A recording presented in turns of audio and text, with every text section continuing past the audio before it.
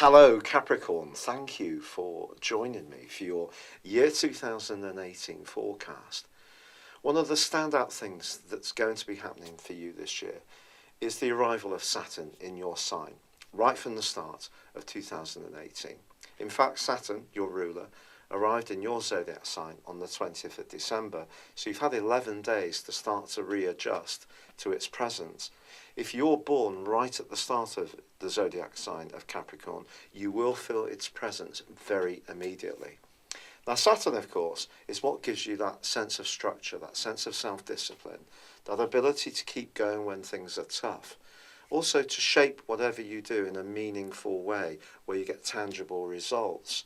You're someone who has immense staying power and willpower to keep going, and that often sees you reach your prize, not always in a hugely glittering way, but you do it through methodical, persistent application. And those are fantastic qualities, ones that I personally really respect. And this year, those qualities are going to be hugely important to you, because as this year begins, the sun, of course, will still be in your zodiac sign. Now, that's a given for this time of year, but your solar return also sees Venus, the planet of love and attraction, conjunct the sun. Now, it is said when Venus is so close to the sun, some of the magic, the warmth of Venus, can almost be drowned out by the strength of the sun. But I think you should see this as an opportunity to be much more creative in 2018, to really take much more pleasure from investing in what makes you an individual. Being the 10th zodiac sign of the whole zodiac, you have a real sense of responsibility, and you often understand what's required in terms of a wider context. So tradition, for example, is very important to you, rules and regulations. It's not to say you can't ever be a rebel, of course you can, like anyone else, but more than most people, you appreciate stability. And of course, Pluto, the planet of transformation, has kind of been challenging this since 2008, since he's been with you.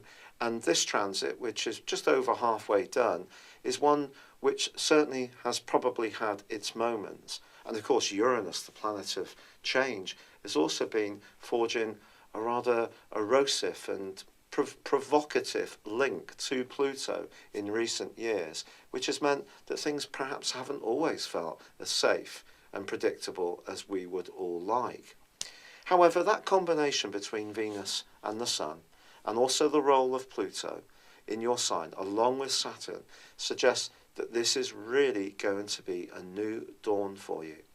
And it's an opportunity to transform who you are and the way you are, even if you see yourself as someone who's constantly evolving, or you may see your strengths as being someone who's a solid citizen. Whatever it is, be prepared for some change, but it's change, I think, that although it may seem events may drive it at times, more often than not, it's probably you who's actually instigating these alterations. But don't underestimate the powerful presence that you're going to be emanating this year. It can have some magical consequences for you. And there is another bonus, astral bonus ball for you, coming in the role of the combination between Mars and Jupiter in the most sociable part of your scope.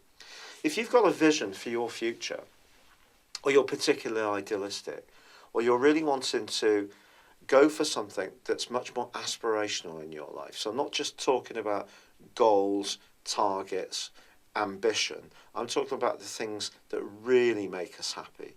So this may be to do with a hobby, it may be to do with a good cause that inspires you, it may be to do with the idea of travel or foreign culture. Whatever it is for you, we're all different.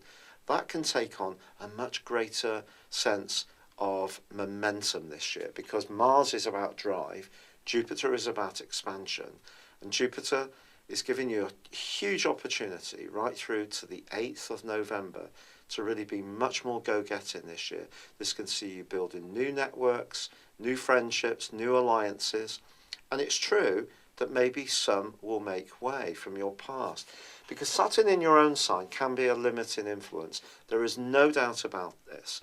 It hasn't been in this location for 25 years, And if you're older, you will remember the process it went through in the 2.5 years before that 25 years ago. And there may have been some significant changes for you when you took on more responsibilities, and some of the wider interests you had just shrank down so that you focused on the things that were really meaningful for you. That process can happen again this year, but I think it can be a hugely exciting one because of the role of Mars and Jupiter.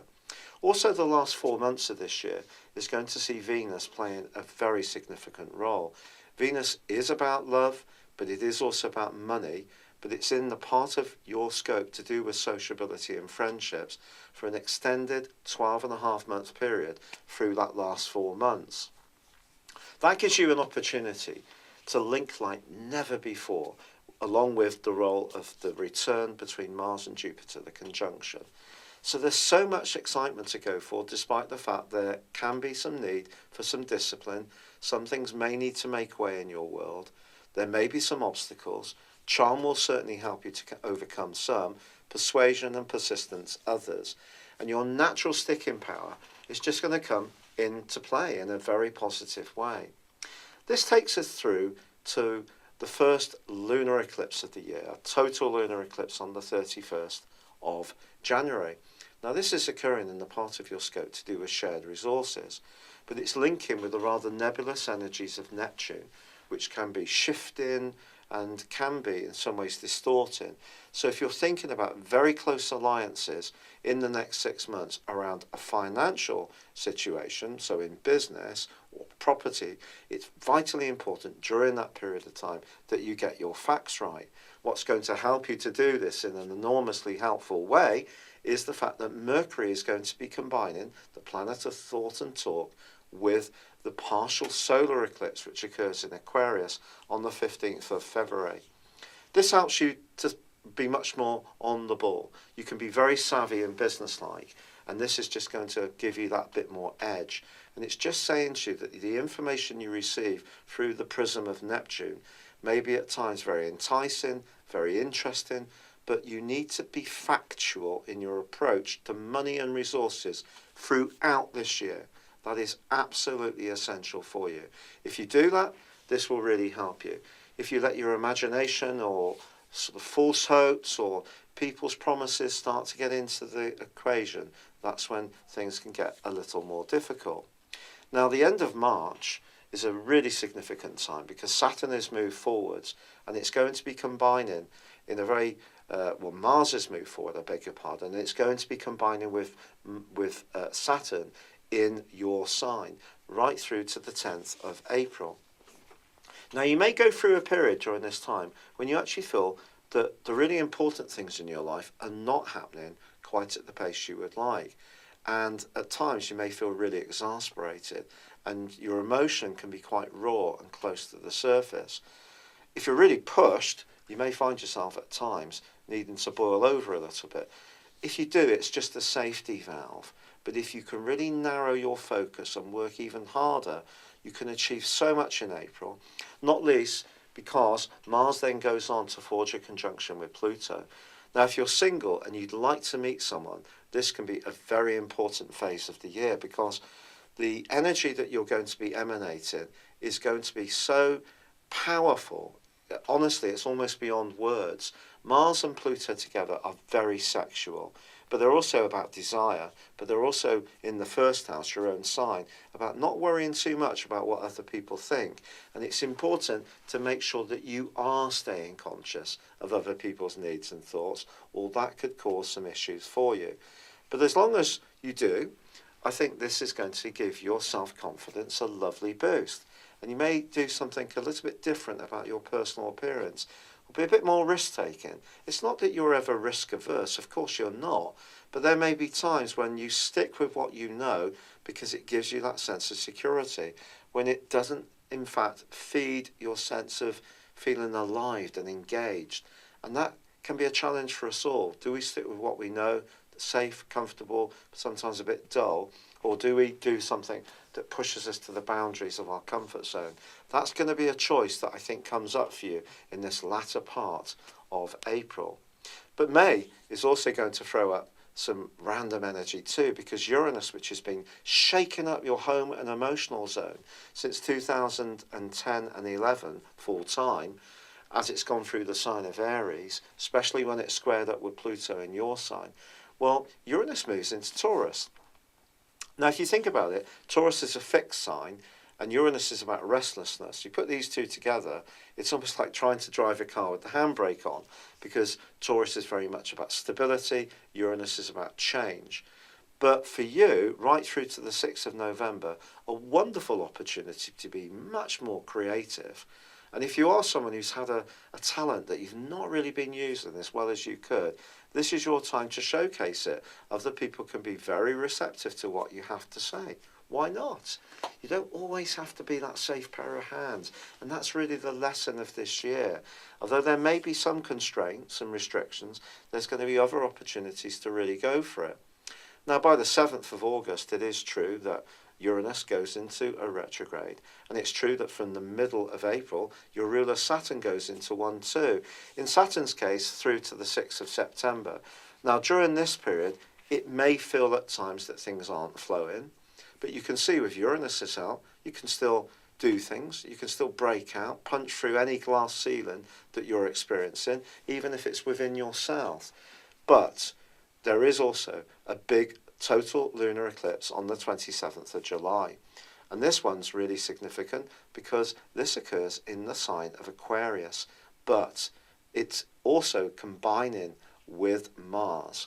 Now, when Mars gets together with a moon, it can create quite a lot of shuddering and impatience. If you think about it, the moon's about our emotional needs, it's about our environment, family, it's about feeling peaceful, calm, and safe.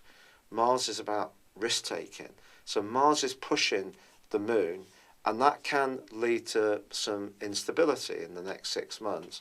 But particularly around your attitude to resources, when you could find yourself much more tempted to splash out when it suits you, eat what you want, whatever the consequences, or drink what you want. So if you are a bit of a rebel, with also Uranus now in the part of your horoscope that's to do with playfulness, love, and also sociability, I think the last half of this year could see a lot of opportunities to enjoy yourself to the nth degree. But you could pay for it in terms of how you feel. You could put weight on quite a bit. You may start to feel sluggish. But the temptation to play is going to be there. But this is balanced on the eclipse axis by the partial solar eclipse, which occurs in Leo. And this forges a beautiful link with Venus. And that more business-like side of your nature has a wonderful opportunity to thrive in the last half of 2018. And you could make some kind of major gain or breakthrough, which can thrill you. And remember, all the time, throughout all of this, Jupiter is working on your behalf, helping you to link up, network, engage, share things. But also, I want to talk to you about the North Node, which is the point of destiny.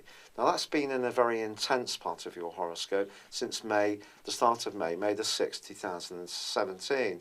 Now, on November the 7th, 2018, the North Node inverts back into the sign of Cancer, which is all about your relationships. And remember, I said to you about Venus occupying for 12 and a half weeks your sector of friendships in the last 4 months of this year. So, if you're footloose and fancy free, someone who is introduced to you through a friend or through a group, or it could be someone you already know as a friend but have never thought of romantically, or someone you get to know through some kind of cause which binds you together, they could become a major player in this last phase of the year. But then Jupiter, the planet of growth, the planet of optimism, moves from this most friendly location into a much more reflective one on the 9th of November. And it's going to be here for near to 13 months. So just as the year comes to a close, there could be some need to just withdraw a little bit, have a little bit of more reflective time. But honestly, Capricorn, this is the best horoscope I've seen for you for a very, very long time. It's going to give you an opportunity to be hugely creative this year. Invest in your individuality. Yes, you may have to be very disciplined, but what's new, you're used to that. But don't underestimate the force of personality and also your charisma right through this year, which is going to be at an all-time high. It's been a real pleasure being with you. Thank you for joining me. Good luck and goodbye for now. Thank you for joining me. If you'd like to know more, please visit my website at www.patrickarundell.com or download my free app in iOS, Google or Facebook at www.horoscope-ace.com. Thanks and goodbye.